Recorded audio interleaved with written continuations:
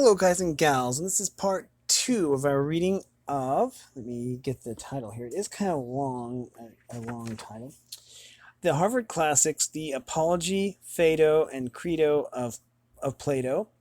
And that's translated by Benjamin Jowett, of course.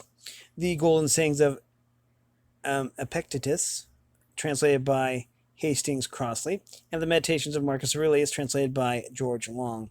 It is edited by Charles W. Eliot, LLD, with introduction and notes by Grolier Enterprises.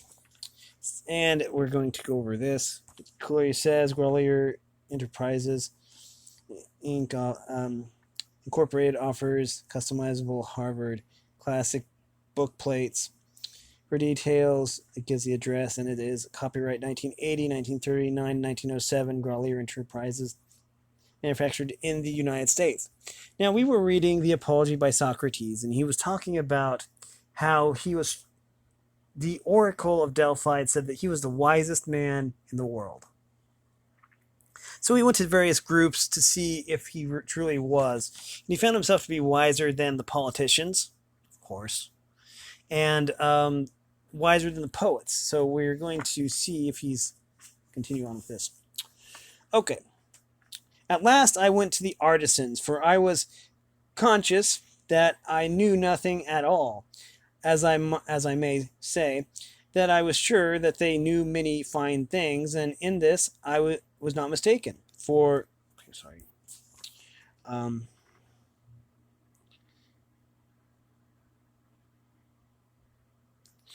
And in this I was not mistaken, for they did know many things of which I was ignorant.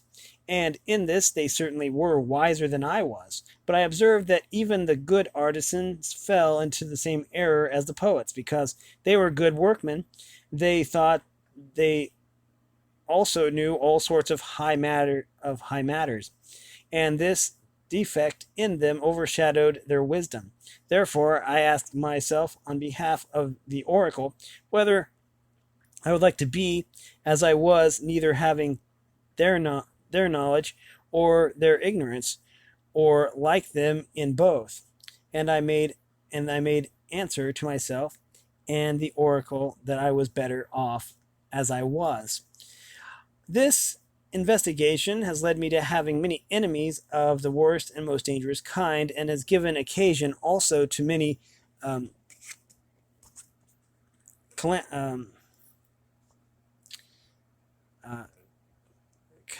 calumnies, and I am called wise, for my hearers also imagine that I myself possess the wisdom which I find wanting in others.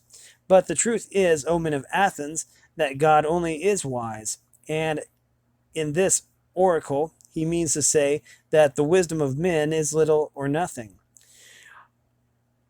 He is not speaking of Socrates, he is only using my name as an illustration, as if to say, he, O men, is the wisest, who, like Socrates, knows that his wisdom is in truth worth nothing.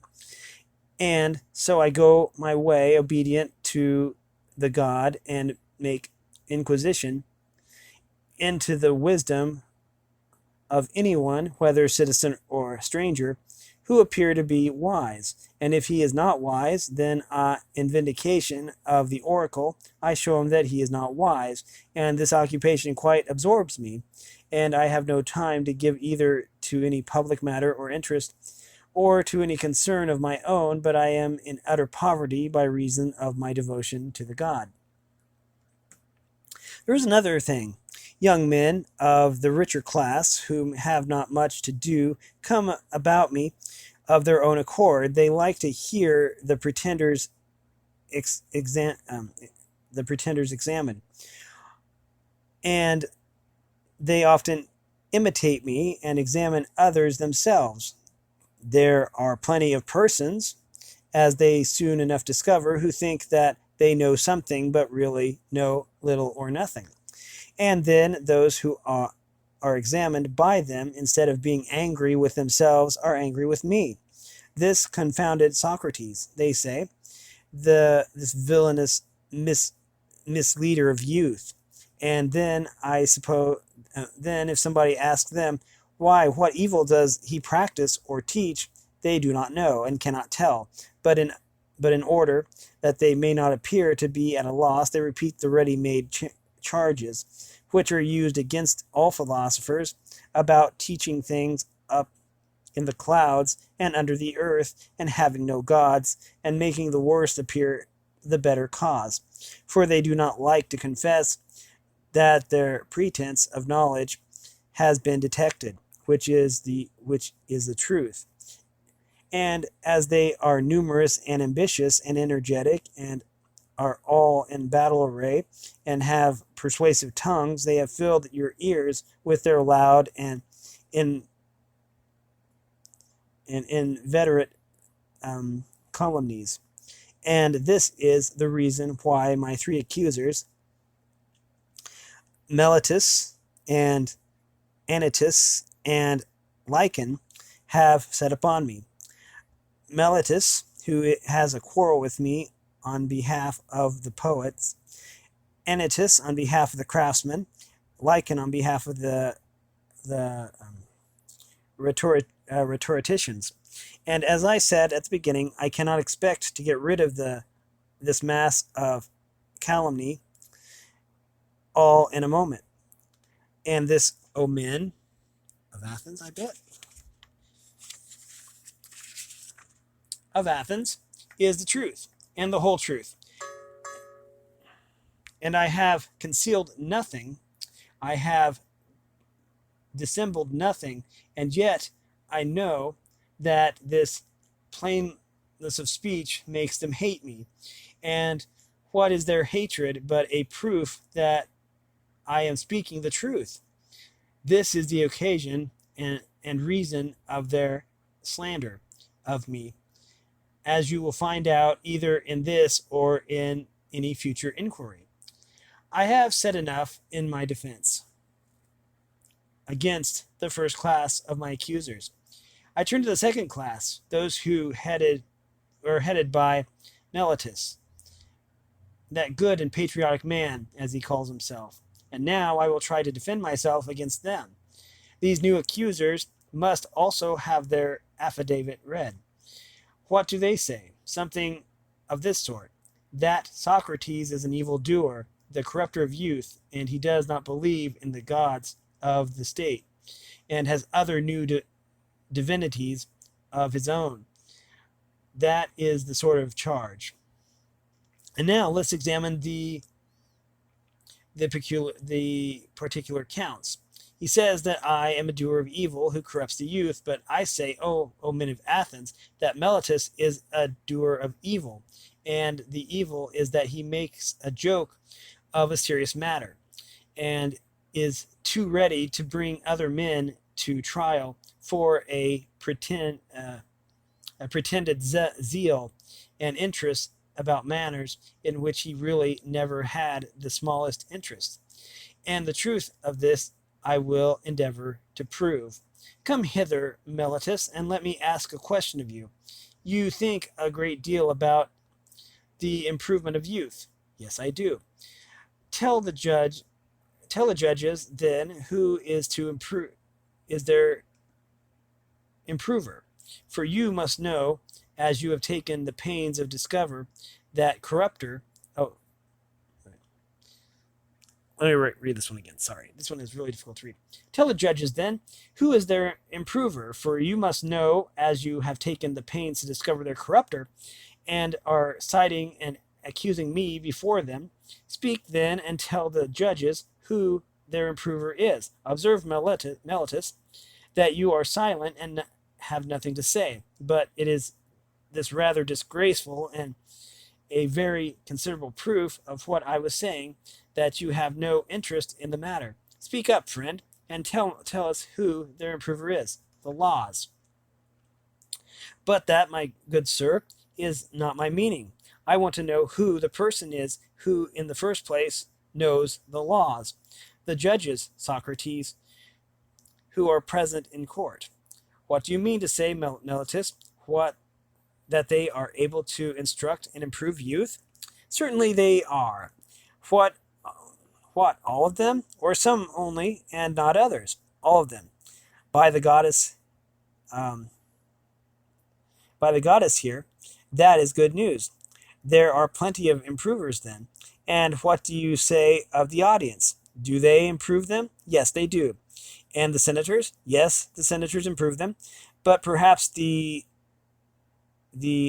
ecclesiasts corrupt them? Or do they too improve them? They improve them. Then every Athenian improves and elevates them, all with the exception of myself, and I alone am their corrupter. Is that what you affirm?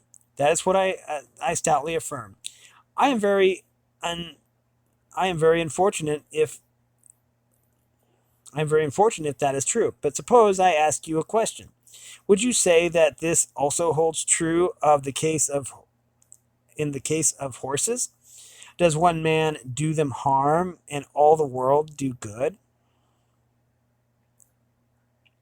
Is not the exact opposite of that true? One man is able to do them good, or at least not many. The trainer of horses, that is to say, does them good, and others who have to do with them rather injure them. Is not that true, Meletus, of horses and of other animals? Yes, certainly. Whether you and Anytus say yes or no, that is no matter. Happy indeed would be the condition of youth if they had one corrupter only, and all the rest of the world were their improvers. And you, Meletus, have sufficiently shown that you never had a thought about the young. Your carelessness is seen in your not caring about matters spoken of in this very indictment. And now, Meletus, I must ask you another question, which is better, to live among the citizens or among good ones? Answer, friend. I say, for that is the question. That is a question which may be easily answered. Do not the good do their neighbors good, and the bad do them evil? Certainly. And is there anyone who would rather be injured than benefited, by those who live with them? Answer, my good friend. The law requires you to answer. Does anyone like to be injured? Well, sadists do, but otherwise, certainly not. And when they accuse me of corrupting and deteriorating the youth, do you allege that I corrupt them intentionally or unintentionally? Intentionally, I do say, but you have just admitted that the good do their neighbors good, and the evil do them evil.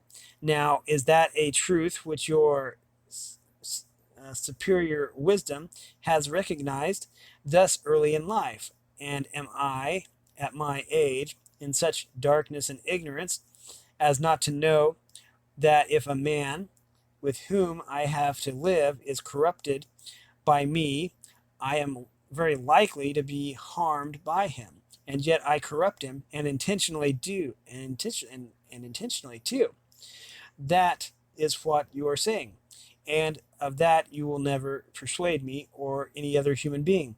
But either I do not corrupt them, or I corrupt them unintentionally, so that on either view of the case you lie. If my offense is unintentional, the law has no cognizance of unintentional offenses. You ought to have taken me privately and warned and admonished me, for if I had been better advised, I could have left off doing what I only did unintentionally.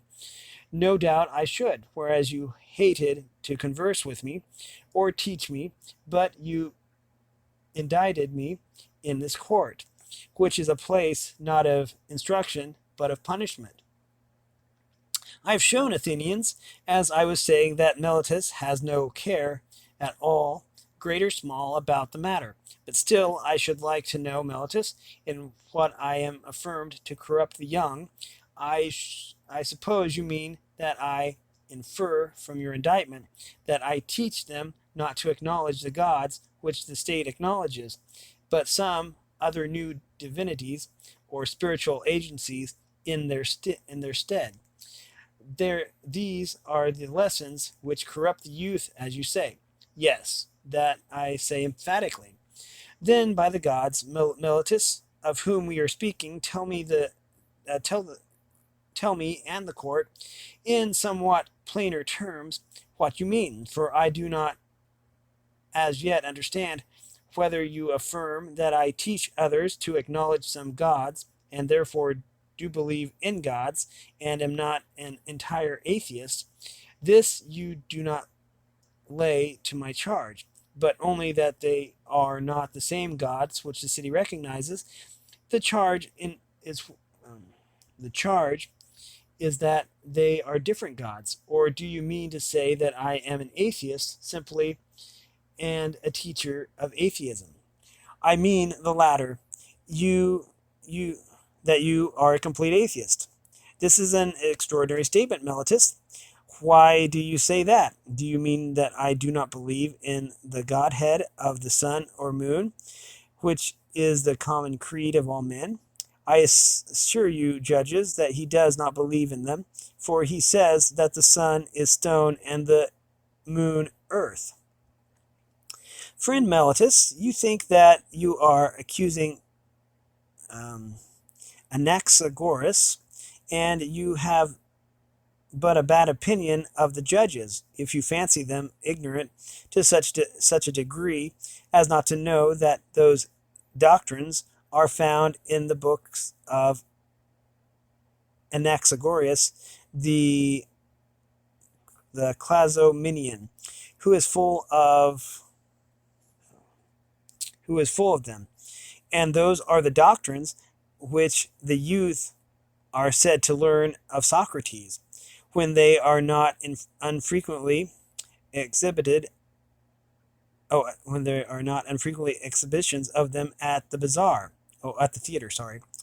Price of admission 1 drachma at the most. And they might cheaply purchase them and laugh at Socrates if he pretends to father such eccentrics. And so, Meletus, you really think that I do not believe in any god. I swear by Zeus that you believe absolutely in none at all.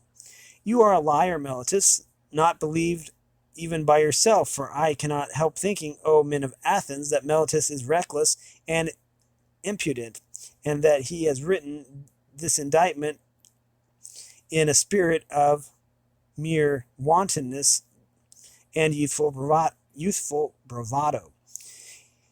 Has he not compounded a riddle, thinking to try me? He said to himself, I shall see whether this wise Socrates will discover my ingenious contradiction, or whether I shall be able to deceive him and the rest of them, for he certainly does appear to me to contradict himself and the indictment as much as if he said that Socrates is guilty of not believing in the gods, and yet of believing in them. But this surely is a piece of fun. I should like you, O men of Athens, to join me in examining what I conceive to be the inconsistency, and do you, Meletus, answer.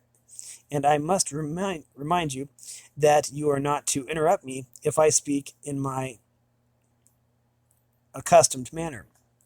Did ever man, Meletus, believe in the existence of human things, and not of human beings? I wish, men of Athens, that he would answer, and not be always trying to get up an interruption.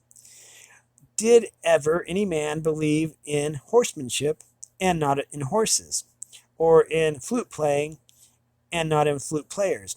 No, my friend, I will answer to you and to the court, as you refute to answer for yourself. There is no man whom ever did, but now please to answer the next question. Can a man believe in spiritual and divine agencies and not in spirits or demigods? He cannot. I'm glad that I have extracted the answer. by the assistance of the court. Nevertheless, you swear in the indictment that I teach and believe in divine or spiritual agencies, old or new, no matter for that. At any rate, I believe in spiritual agencies, as you say, and swear in the affidavit. But if I believe in divine beings, I must believe in spirits or demigods. Is not that true? Yes, that is true, for I may assume that your silence gives assent to that. Now, what are spiritual what are spirits or demigods? Are they not either gods or the sons of gods? Is that true? Yes, that's true. But this is just an ingenious riddle of which I was speaking. The demigods or spirits are gods, and you say first that I don't believe in gods, and then again that I do believe in gods. That is, if I believe in demigods. For if the demigods are the illegitimate children, or the illegitimate sons of gods, whether by the nymphs or by the other mothers, as is thought, that, as all men will allow necessarily, implies the existence of their parents. You might as well affirm the existence of mules, and deny that the horses and arses. Such nonsense, Meletus, could only have been intended by you as a trial for me, and you have put this into the indictment because you have nothing real of which to accuse me. But no one who has a particle of understanding will ever be convinced by you that the same man can believe in divine and superhuman things and yet not believe that there are gods and demigods and heroes.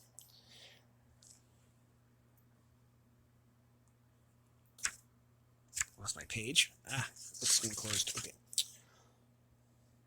I have said enough in answer to the charge of Meletus. Any elaborate defense is um, any elaborate defense is unnecessary. But as I was saying before, I certainly have many enemies, and this is what will be my destruction, if I am destroyed. If that is, if that I am of that I'm certain. Not Meletus, nor yet Anytus, but the envy and distraction of the world, which has been the death of many good men, and will probably be the death of many more. There is no danger of my being the last of them. Someone will say, and are you ashamed, Socrates, of a course of life which is likely to bring you to an ultimate end? To him I may fairly answer, there you are mistaken. A man who is good for anything ought to not calculate the chance of living or dying. He ought only to consider whether in doing anything he is doing right or wrong, acting the part of a good man or of a bad. Whereas, according to your view, the heroes who fell at Troy were not good for much, and the son of Thetis, above all, who although despised danger in comparison with disgrace, and when his goddess mother said to him, in his eagerness to slay Hector, that if he avenged his companion Patroclus and slew Hector, he would die himself. Fate, quote unquote, as she said, was upon you next after Hector. He, hearing this, utterly despised danger and death, and instead of fearing them, feared rather to live in dishonor, and not to avenge his friend. Let me die next, he replied, and be avenged of my enemy rather than abide here by the beaked ships, a scorn and a burden of the earth. Had Achilles any thought of death and danger, for whenever a man whenever a man's place is, whether it's the place which he has chosen or that in which he has been placed by a commander, there he ought to remain in the hour of danger. He should not think of death or of anything but disgrace. And this, O men of Athens, is a true saying. Strange indeed would be my conduct, O men of Athens, if I, who, when I was ordered by the generals, whom you chose um, to command me at Potidea and Amphipolis and Delium, remained where they placed me, like any other man facing death. If I say now, when, as